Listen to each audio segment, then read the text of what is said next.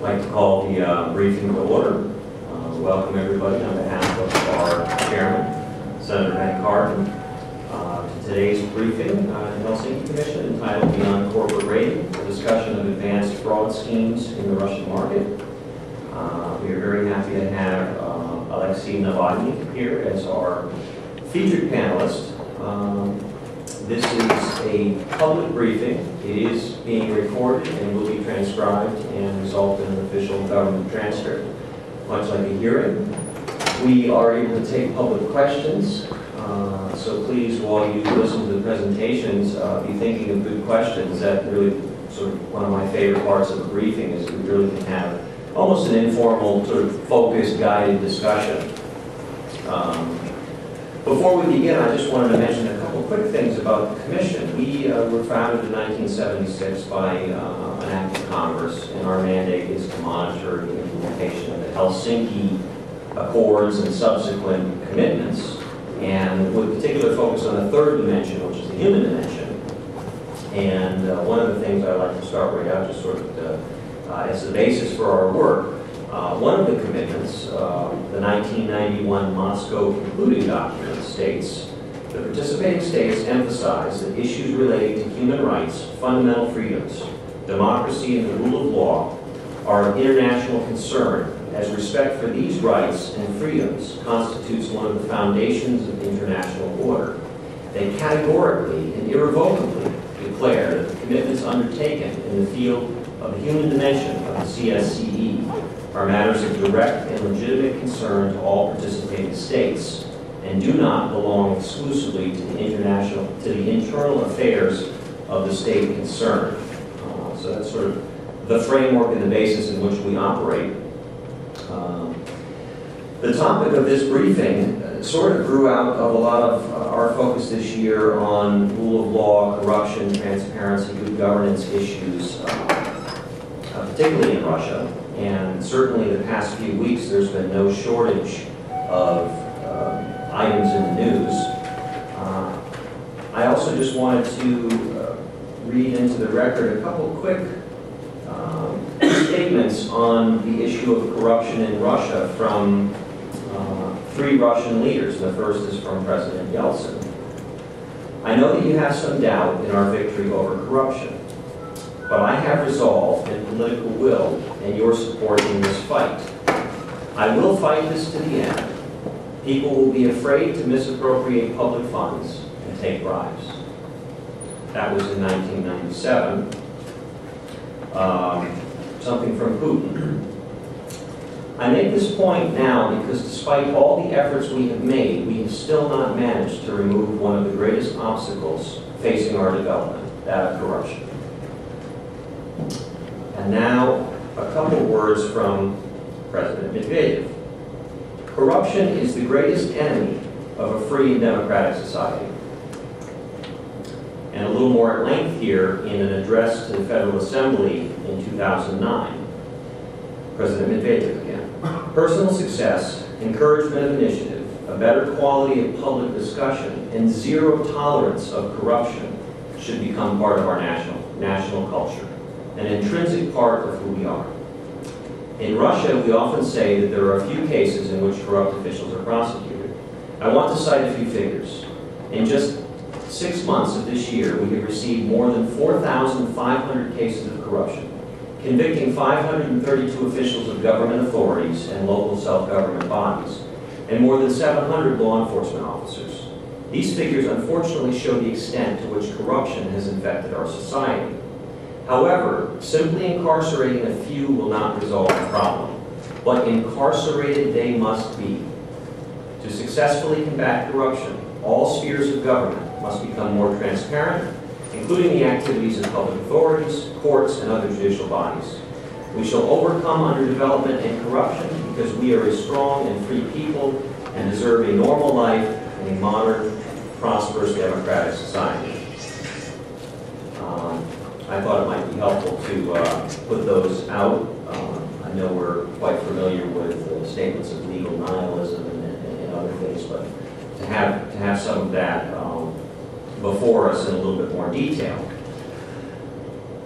Today's briefing also features some testimony for the record from a couple of people who unfortunately could not be with us today. The first one is Yana Yakovleva, who is a Russian businesswoman, and she had an experience of being arrested under false pretenses and spending, I think, the better part of a half of a year in jail, a phenomenon that's unfortunately all too common in the Russian market.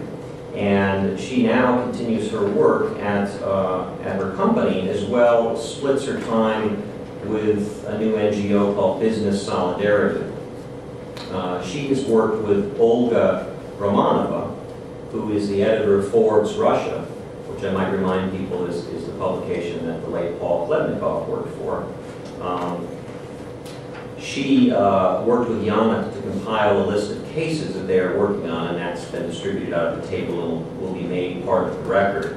Olga's husband is currently in jail in one of these similar types of extortion schemes, and has only recently been discovered what facility he was in. For some time, she was not aware of his whereabouts or whether he was even alive. He is alive, and I believe he, with the help of some people on the outside, have started an award-winning blog called the Butyrka blog. And Butyrka is an infamous Russian detention facility in Moscow. So please do take a look at their submissions.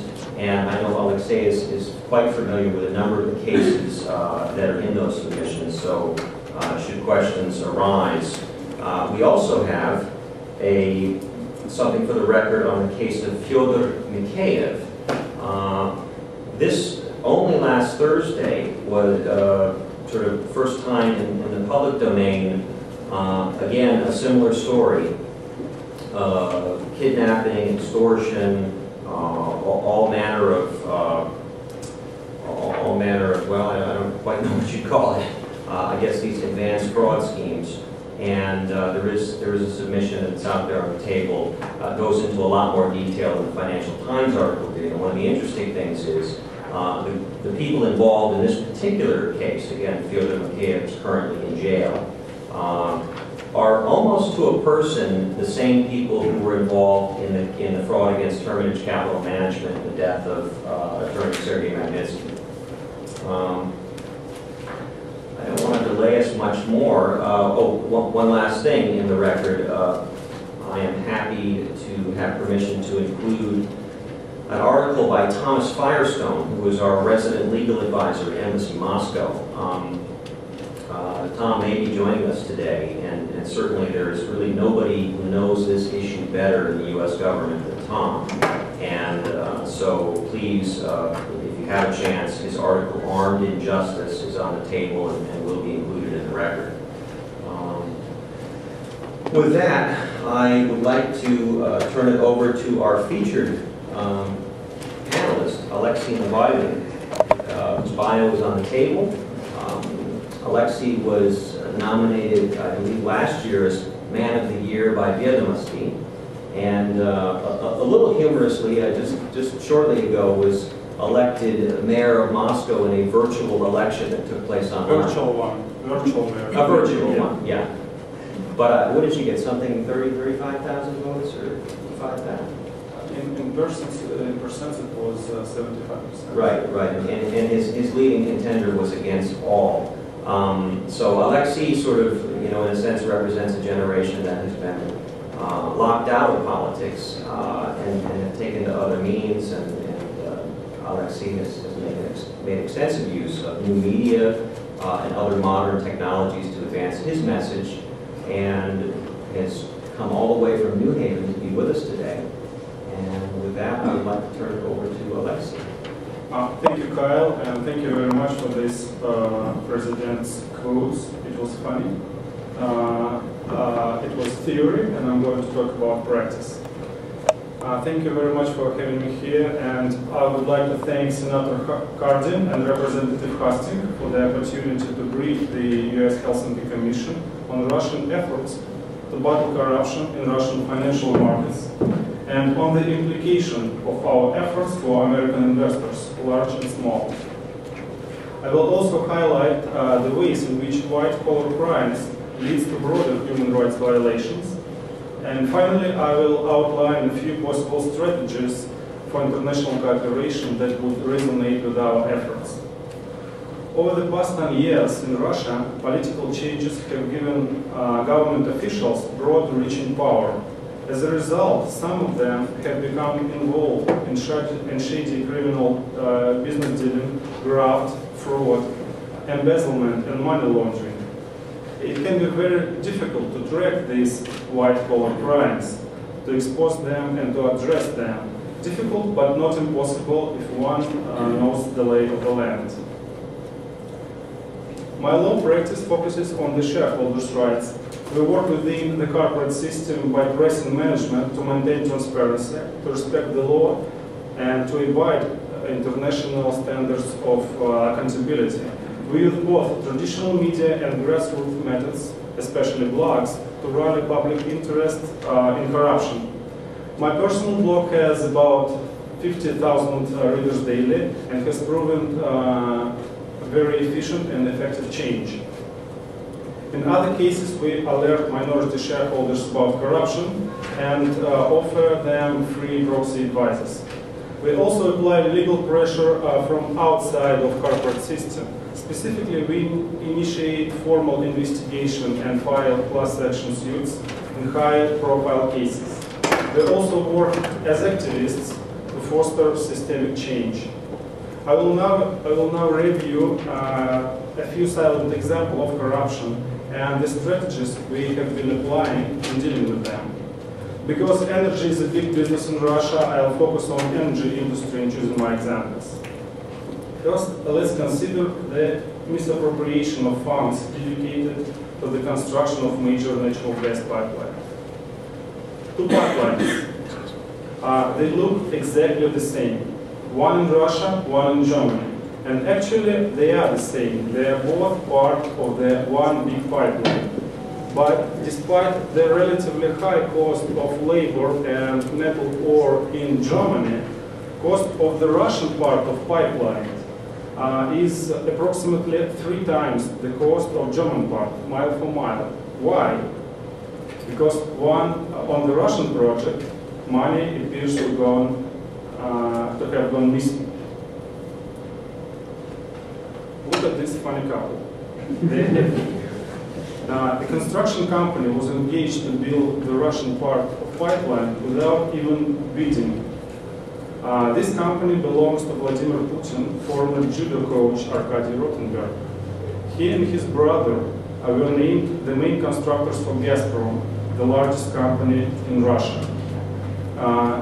You can see the official data from the Gazprom reports. These brothers became billionaires in short order, and Gazprom is refusing to disclose any information how the Rotenbergs got the contract. Actually, the getting of information, disclosure of information is a big challenge for the shareholders activists, and Gazprom is not alone in hiding their dealing from public scrutiny. This is a very short and visual example of our work to disclose the information. Normally, within a year, company should produce a total stock of minutes as VTB Bank does, whose minutes you can see on the left. Gazprom, Russia's biggest corporation, produced the meager center stack. And Surgutneftegas, very big company, the third Russian oil company, produced just literally a couple of pieces of paper. And they were really reluctant to give even these documents. I was the first shareholder for all history who succeeded to force them to produce these couple of pieces of paper. And the content of these minutes indicate that board meet only a couple of hours throughout the entire year. Turning to another natural resource, I draw the Commission's attention to a case involving the petroleum trade. Russia is the biggest oil exporter in the world. We have 5 major oil companies, all publicly traded. 4 of them were forced to sell an undisclosed percentage of their oil through Gunvor. Gunvor is a small, privately held middleman trading company based in Switzerland. Gunvor trades more oil than any other single entity in the world. As a minority shareholder, I sent demand letters to all 4 companies seeking disclosure of how much oil they sell through Gunvor, under what conditions, at what prices, and whether Gunvor receive any preferential terms. All companies refuse to give any information about their cooperation with Gunvor. So I filed suit alleging non-disclosure. Stunningly, the judge held all Gunvor's documents to be privileged. And we can understand pretty well the real reason of this decision, because the only one piece of information about Gunvor is well known, that one of the owners of this middleman company is the Gennady Timchenko, old friend and colleague of Vladimir Putin. His position allows him to skim a small percentage of the top of each of million of barrels sold, and all legally. Very good business, and he's a billionaire as well. Actually, it's a very interesting Russian phenomenon why all friends of Vladimir Putin who wants to be in business, they became billionaires so soon. My third example also comes from the world of energy resources. In Russia, a company called Transneft has a monopoly on the transportation of oil. According to their official records, Transneft not only a transportation monopoly, but also a biggest charitable donor in Russia. They give out $500 million in charity over 2 years. Sounds good indeed, but problem is that no one knows who received the gifts. After exhausting considerable efforts, we were able to locate just 2 recipients of this mysterious charity. One of them is Kremlin-9 Foundation. Kremlin-9 was created by the former Secret Service officials, and we have uncovered sufficient ground to allege that this so-called charity is just a front through which Transneft pays bribe to Secret Service top brass when Transneft want to squelch an investigation. And this strategy is worse for them. In our case, we spent 2 years pressing the Interior Ministry to investigate this classified charity. After several months, when Ministry had a deadline to announce the result of the investigation, their representative came to the hearing and said, oops, we lost the file. There is no case anymore. And of course, it was a huge scandal. We sued them successfully, and we forced them to start investigation again. A couple of weeks ago, when another deadline came and they supposed to announce the result of investigation, their representative came to the hearing and said, sorry, we lost the file again. Of course, this will set up a huge scandal, so our work at least accomplished that. Transneft still operates in shadows and is still hiding the identity of the recipient of the so-called charity. But our litigation drew attention to the cover-ups, so government was pressured into reinforcing rules of transparency for Transneft. The company has been forced to disclose their own incrimination, even more incrimination information about their work. So we managed to use the system against the system to protect investors' interest efficiently. I described just 3 very typical examples of the corruption among dozens we are investigating. So why does it matter for you?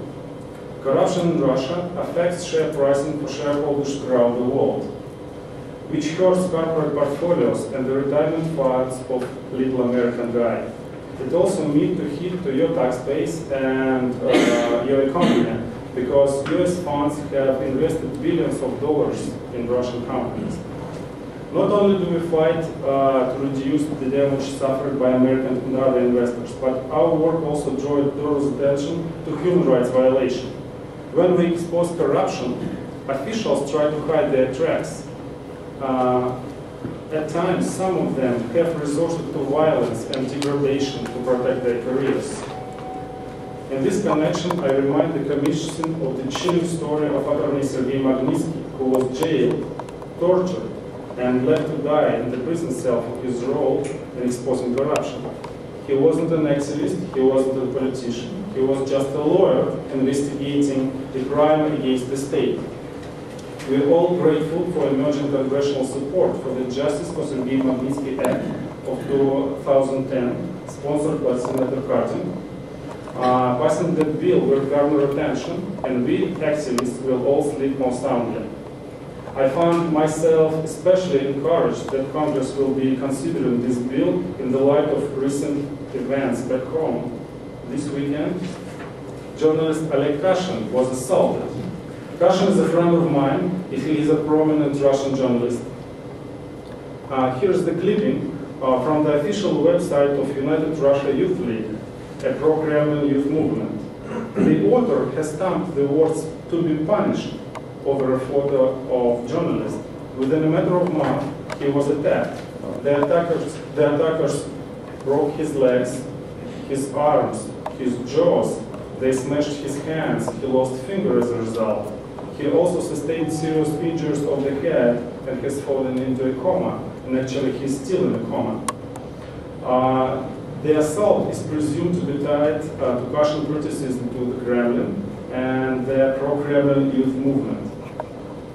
The attack on Kashin highlights the connection between corruption and politically motivated violence.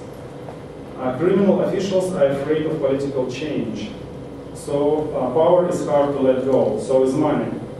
The careers of corrupt officials are funded by graft. We are really eager to know who is funding the pro-Kremlin youth movement. If corrupt officials and private managers who conspire with them are forced to disclose this information, any ties to pro-Kremlin organization will be exposed. The Russian people and the worldwide human rights organization will take notice. If you are operating on emerging markets, you will hear a million times that all your attempts to fight corruption, to change the situation abroad, are fruitless because of deep cultural roots of foreign corruption. I'm here to tell you that this is not true. We have a very powerful tool to fight corruption in Russia, and because Russian corruptionists passed laundered money through the United States, we hope they will be prosecuted here too. I'm not a dissident, I'm an activist. I consider investment in Russia to have very high potential. I hope Americans will continue to invest in Russia, but we need a little more political leverage to protect those investors. I do not presume to ask Commission to support any particular project or agenda, but I do hope Congress will take steps that will benefit both of our country. I will leave the Commission with a few additional thoughts about the battle against corruption. I'll start with the general principle, the principle of the carrot and the stick. First, the carrot. Russian companies know that the greater transparency translates into the higher rating of the agencies, such as American agencies, such as Standard & Poor's, which means that they can borrow cheap money more easily. Unfortunately, they also know that Americans tend to overrate Russian transparency. This tendency needs to be watched by Security Exchange Commission and perhaps legislated. Our efforts are bolstered by the Foreign Corrupt Practices Act in the US and the Bribery Act in the United Kingdom. Many of us dedicated to the anti-corruption agenda are pleased to see these developments. We also need to give the Russian corruptionists the stick. American investors should always listen carefully to what competent and proxy advisors say about specific Russian investments. Advisors such Risk Matrix, ICC, Glass Lewis, Egan-Jones, and so forth. Where the concerns arise, fund managers may need to pull out and alert the Security Exchange Commission to investigate or even initiate legal action in the United States. The SEC must remain fully empowered to tackle this problem. The stick needs to be applied in another area too. Almost all Russian state-controlled companies have ADR, American Depository Receipts, here in the US. The privilege of issuing American Depository Receipts should be tied to the rights of American investors, international investors, and Security Exchange Commission to bring suit in cases of fraud and embezzlement, whether the alleged white-collar crime was committed in the United States or abroad. Additional monitoring and enforcement of ADR rules is always a good thing. Although the Russian legal system is not free of corruption, we Russian activists are able to make the system work. However, we need to see the US develop a strategy for prosecuting crimes committed by Russian corruptionists on US soil. I do not want to see US act like a world police force. I'm not asking Congress to be involved itself in policing cover-up within Russia. However, in my opinion, the United States could do a better job of investigating the trail of stolen money and enforcing consequences. An enormous amount of money stolen from investors have been invested in the US real estate, bank accounts, American and European stocks. This is money laundering, and this is a violation of your federal law. In order to battle money laundering efficiently, the Justice Department, the FBI, the Security Exchange Commission, Homeland Security, State Department, and so on, may need to pool resources in a new way and to be founded to do so.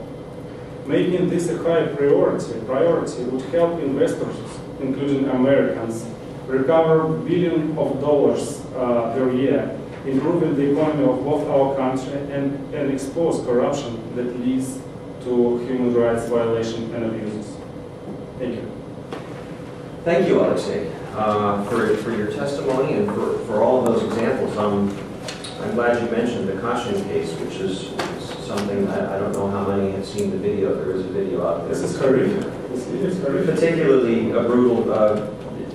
It's just again, I don't even know the words to describe it. You know, the type of brutality that's seen in the video, and you know, and then another journalist beaten on Monday, and there's another journalist who was involved in opposing the Helsinki project, who is partially paralyzed now and facing a libel suit from a regional official, I think. So.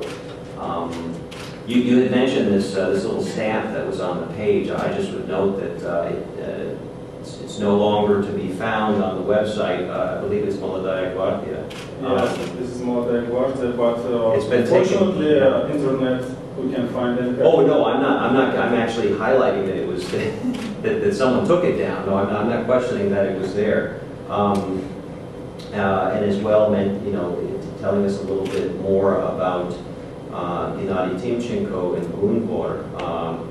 I brought here an article I used the Congressional Resource Service to get because Timchenko sued, and I think successfully sued The Economist when there was a piece written on him. I think the piece had something, I think the title was something to the effect of "Grease My Palm" or something like that. In The Economist. Actually, he wants to sue them, but they decided to have a peaceful agreement. They had some agreement, and again, in what I have here, it's not clear, but it's clear that this stuff is sensitive, and that somebody doesn't want this information in the public domain. As well, Alexei, thank you for mentioning the Magnitsky case.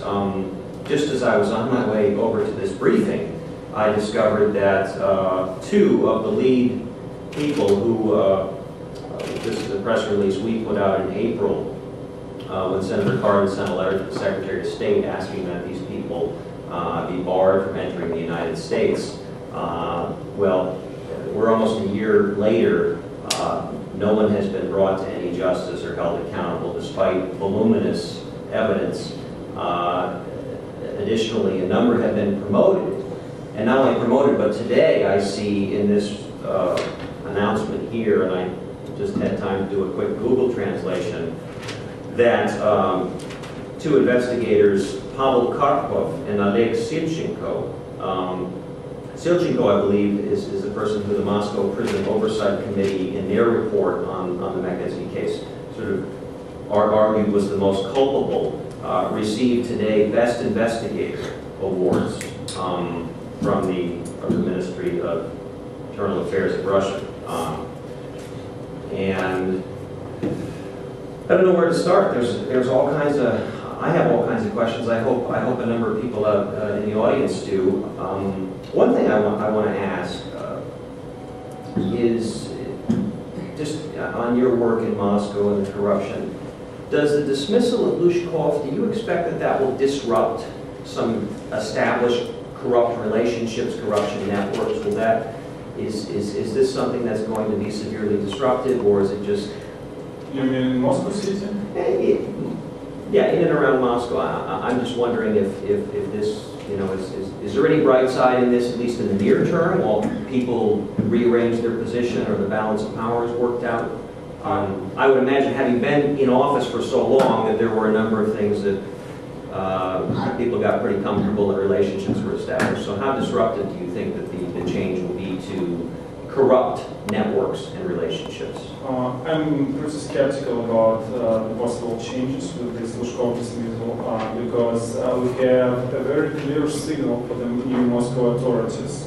And one of these signals is that Mr. Resin, who's actually kind of symbol of Moscow corruption, is still mayor deputy. This is the person who supervised all construction, building, all these relationships in Moscow. He is the person who has a hand watch which cost more than $1 million. And he, all his life, he was official. He never was involved in kind of business and so on. And I think it's, this operation to replace Mr. Lushkov is just an operation to connect the federal corrupt practices and Moscow corrupt practices, because Moscow is a very big and very tasty piece of money. And I think it's just operation of corruption, integration of corruption. Interesting. What about the recent raid over the weekend on Lebedev's bank? Is he done? Is this how serious is this? What do you expect? I think Alexander Lebedev sometimes he's very aggressive and in disclosing of corruption, in talking about corruption, and he actually did a big job to disclose information about corruption practices in Moscow. But he's a businessman, and he involved in business himself, and he's a very easy target. He's a Chekist as well, if I'm not mistaken, right? Chekist. Yes, he's a Chekist as well, so yes, he has some guys to support him, of course. And he's playing in this game, using rules of this game. But I think maybe this attack on his office is the signal for him, and to prevent some of his ideas to investigate new cases, because he's a really easy target to attack. Mm-hmm. Another, like I said, many stories that have been out in the past couple of weeks is the possibility that WikiLeaks may be on the verge of a massive dump on sort of corrupt Russian officials. Are you hearing much in the blogosphere on that? And you know, Russia's a tough audience. What's it going to take to shock the Russians? That's why, of course, I heard about it, but it's this statement of the WikiLeaks founder didn't have any impact on Russian audience, because actually, for example, in Russia we have site compromat.ru, and we have a lot of very evident information, a lot of real information about the real crimes, and a lot of proofs, and using just information from this website, we can put to jail half of Russian officials. So, but the problem is that we have a real low barrier of tolerance to the information about corruption. So people just accustomed to this information. They are taking their morning newspapers and reading, okay, Another $1 billion was stolen. Let's go to the culture department. So we just too accustomed to this information. So I think that WikiLeaks information cannot bring something new, something shocking for the Russian audience. It'd be interesting to see what. I mean, maybe they have some information about, for example, about Gunvor, because this area is still pretty close about this mysterious third owner of the Gunvor. Because we know that one of the owners of Gunvor is Gennady Timchenko. Another one is a lawyer from Finland, I guess. And the third shareholder is hidden and no one knows him. Some people think that this is Mr. Putin. I don't think so, but I do believe that maybe all owners of Gunvor, they're just nominee owners. And real owner of Gunvor and person who got real benefits from this company is Mr. Putin himself. I had a quick, just I guess, sort of your take on you want Americans, foreigners to do business in Russia. Just to explore that a bit, I'm looking in this Washington Post piece, just late October, Russian corruption takes on a life of its own. This is a piece that came out around the new Transparency International ranking, which I think showed Russia slipping some, at least in numbers, although I think the sense that I heard from sort of digesting a lot of the ink that was spilled was that probably really not significantly worse than it had been, certainly probably not better. But Sergei Markov, a political analyst and member of the lower house, is quoted in here saying, Russia's leaders have been tentative about fighting corruption because they don't want to upset the stability that the country's finally achieved. Instability is the main threat to economic growth, and corruption is not contradictory with economic growth. Additionally, he says, investors won't pay attention to Transparency International. They pay attention to their own experience. Some of them are quite cynical. For some of them, corruption is good. How important is this issue? Certainly, I don't imagine anyone would argue in favor of instability in Russia. And I guess sort of taking the whole environment as a whole and understanding, I guess, what's possible, what's realistic, what would you say to Marco? I think in Russia we have very basically two parties who are struggling now, and corruption and fighting corruption is a hot issue in their fight. Some of the most advanced managers and officials, they realize now that it's much more profitable to be transparent. That actually you can get much more money if you're transparent, if you have a good business. But other part, basically we can affiliate it with Mr. Putin. They really want to be engaged, still engaged in these hidden practices, and they prefer this scheme of enrichment which I described. It's overpricing of construction, it's kind of very strange charity schemes, and so on and so forth. They don't want to mind in new styles. They still don't realize that if at least they shift their corruption to the most sophisticated case, it would be much easier for them. They still prefer to just classify all information, to just come to the company and take literally bags with the cash from the companies. But other parties, as I mentioned, they have a real political wish to fight corruption. That's why I'm addressing to the US and ask for their help, because I believe that some efforts that you can apply here in America will help the Russian party to fight corruption. As I mentioned, this idea of prosecuting Russian officials who are laundering money here in America will be a real powerful tool and will bring a real positive change in Russia very soon. Because now officials and managers with whom I'm talking with, they just asking me, Alexei, please explain, give us at least one reason to be more transparent. We're absolutely fine without corruption. There is no prosecution here. there is no prosecution abroad. And if kind of potential danger for them will be created here in America, in Europe, or in London, this will be a very powerful tool, because they are stealing money in Russia, but they invested in abroad. They are buying luxury condos in Miami, Florida, in New York, in London. But their children are living here, they have education here, and so on. So creating this potential danger will be very positive to Russia and to Russian parties to fight corruption. And I do believe that actually these efforts that you can apply here are not opposing to the Obama strategy of reset button. Because reset button doesn't mean that we should just ignore any corruption, we should just forget everything.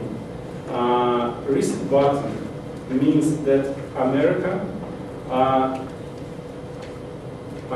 is not going to policing in the Russian cases. We don't want you to invade Russian political area or something. You can use your own legal system to protect your own citizens and your own companies, and through it help to Russia. Thank you. Questions from the audience, please. We have a mic right there. We have some time. If you could just identify yourself and your affiliation and keep it sort of brief. And make any questions? Do we have one? John? Hi, thank you for coming and speaking. My name is John from Georgetown University, and I have two quick questions. A lot of the cases that you work with dealt with a lot of high-profile companies like Buvner and Gazprom, but I'm sort of interested in on a lower level, how pervasive is this corruption on, I guess, smaller companies, or even on a more local, provincial level? And are there regional differences in Russia as well? And my second question is, you spoke about sort of the political will, who would find it more profitable to be more transparent. Are there people in the Duma or even in the government right now that currently have that belief? Are they silent about it, just waiting for someone to come and sort of push this? Or where is this kind of sentiment and where does it hold the most? Thank you. Okay, thank you. About lower level of companies, it's interesting because fight for the minority shareholders' rights and fight with corruption on the lower level could be more efficient in Russia because there is no political agenda. For example, when I come to a Russian court and I'm trying to sue Rosneft for their dealing with the gun war, it's a kind of taboo for all judges. They're just afraid of hearing this word. So this is a political issue. If you're going to sue Gazprom because of their corruption practices, that everyone understands that actually you're suing personally Mr. Putin because it's his people making all this corruption. And lower level, we can use successfully, and we do use successfully Russian legal system to fight corruption. Sometimes on the lower level, we can much more violence, especially in the regions. And if police or special service involved in these crimes, they can act much more violent because of lack of media attention to these cases. But anyway, we can succeed. And people who are fighting corruption with this company, they can succeed their aims. About people in Duma or in government who are now who want to fight corruption, we have such people. And I think we can generally affiliate them with Mr. Medvedev. I don't want to push this idea of bad president and good president. So it's not true that we have a bad Mr. Putin and good Mr. Medvedev. But anyway, around them, around Mr. Medvedev, there are some people who really understand. They're open-minded and they understand that it's much more profitable to be more transparent. You can attract cheaper money, and you can attract more investors, and so on and so forth. For example, Mr. Barkovich and actually Mr. Medvedev himself, they are promoting the idea of replacing all officials on the company boards replacing them by the independent members of the board. They are promoting the idea of privatization of companies. Of course, companies is extremely reluctant. For example, they had an idea to privatize Transneft, which I mentioned here. But Transneft was powerful enough to cancel this idea, and a couple weeks ago, government declared that they are not going to privatize this company. But anyway, there are some people who are really making a tough job to fight corruption, but they have a lack of real leaders, because all energy industry is under the cover of Mr. Putin and his colleagues. Along those lines, just those questions, quick point, you know, the Russian legal system really is a mixed bag. There are really some very good parts of it where lots of progress have been made in terms of rule of law and setting things up, and then there are other parts of it where you certainly wouldn't want to find yourself alone at night. And also on the Duma, I'd like to ask you, Alexei, what about Grishenkov, Mikhail Grishenkov, who I believe, at least I know for a long time, was associated with the Duma Security Committee. I think he has was also in FSB or SVR or something like that. And he's someone we have met with and talked to over the years. He's taken part in a lot of exchanges that have happened between our parliaments. And I noticed him in this Wall Street Journal article on Yana Yakovlev's story being quite supportive. Is there anything you can say about Grishenkov's efforts or other like-minded deputies? I cannot say something about Grishenkov personally, but for example, Duma's committee on the property, they attract me as an expert, which was very surprising for me, because sometimes I'm considered to be an official enemy of the state-controlled company. And they asked me to give them some proposals how to make company transparent and what kind of changes should be applied. And they are really open-minded now. And this project of a bill that they are preparing is a real revolution in these relationships. Problem is that when these theoretical ideas would be applied to the particular company realized that it would be a tragedy for them. And all officials who are connected with the companies, who are sitting on the board of the companies, they support the idea of transparency in theory, but they're thinking about the practice that we should disclose all this charity. What kind of consequences would it be? No one knows who got these billions of dollars, millions of dollars, charity dollars. We should disclose all the information about Rosneft. We should disclose all documents. We should play in other rules. And this is the real money for real people. And of course, people who got this real money, they are absolutely reluctant to these new ideas. So people who are sitting in Duma and who are not engaged in the companies, who are just making papers, they are ready to promote this idea. People in the government who should approve this idea, they are reluctant because they are connected and they are living by draft. Did I answer your question? Yes, no, very good. Other questions? Please. There's a question. Oh, okay, yeah, Tom. First. Yeah, if you don't mind, just helps the transcribers get it better. I'm sure we'll all hear. Hi, Richard White's Hudson Institute. Two questions. One, to what extent do these ties extend across the former Soviet republics? I'm particularly interested in the Caucasus and Central Asia.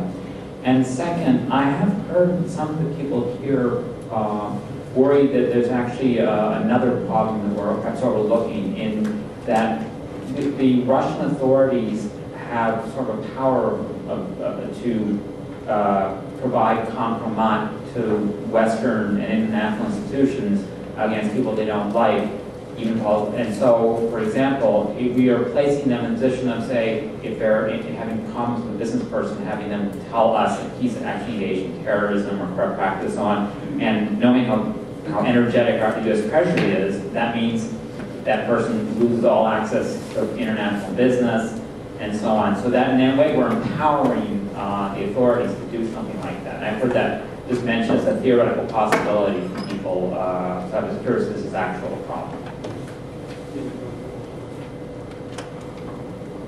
Could you, just briefly, question on the first question? rephrase the first question. Какие вопросы это связи между, например, I think everyone can speak Russian here. How Well, the question of the corruption linkages, I think the question about the linkages, some of these corrupt networks yes, going over the yes. particularly Central Asia and the Caucasus. Yes, I think first of all it's Kazakhstan, and because we have very close relationships, and there's Kazakhstan and Turkmenistan, because both Not countries. Kazakhstan. Sorry? It couldn't be Kazakhstan. Why? They're the chair and office of the OSCE this year.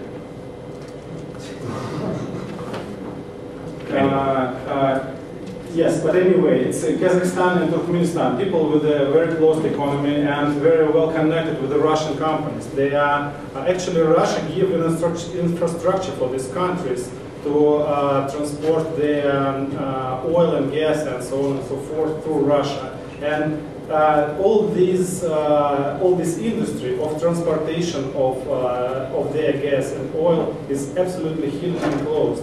So I think it's a very a lot of cover-ups in this area, and like in Gazprom, for example, I investigate several cases of how they are dealing with the gas, natural gas of independent production companies. And this area of just giving infrastructure about buying gas and oil the independent production company is very corrupt and very hidden, and it's all about middlemen, about overpricing, and so on and so forth. So, did I answer your question? Mm-hmm. Okay, and second was about. I'm sorry. The possibility of that because there's only certain bodies in Russia that we get our information about at least from the Russian government. Yeah.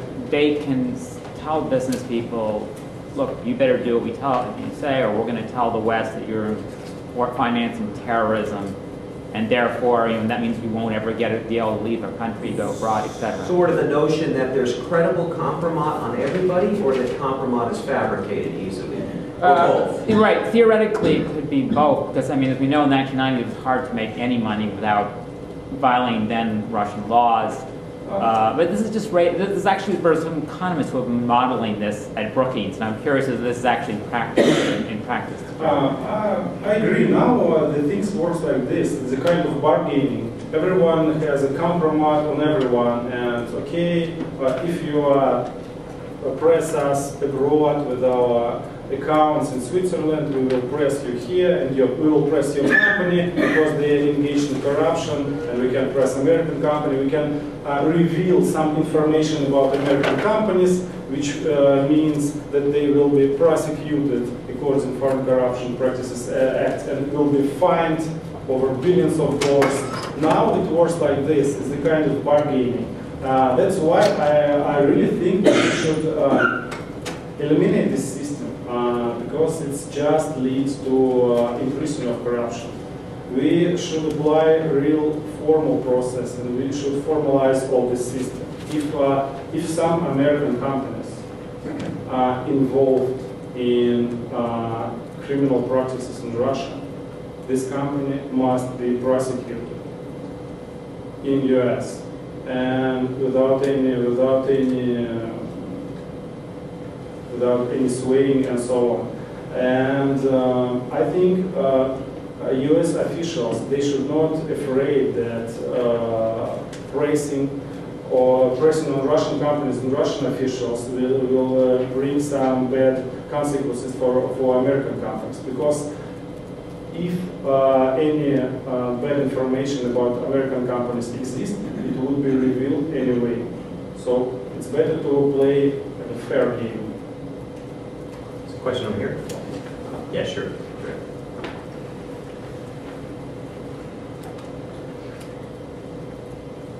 Tom Firestone. I'm with the U.S. Embassy in Moscow, and I'm assigned there by the U.S. Justice Department. I worked as a prosecutor for many years here, and I wanted to follow up on, make a comment really on some of what you had said about the importance of prosecuting corrupt Russian officials in the United States. I think it's a very good idea, and the Department of Justice has been pushing in that direction.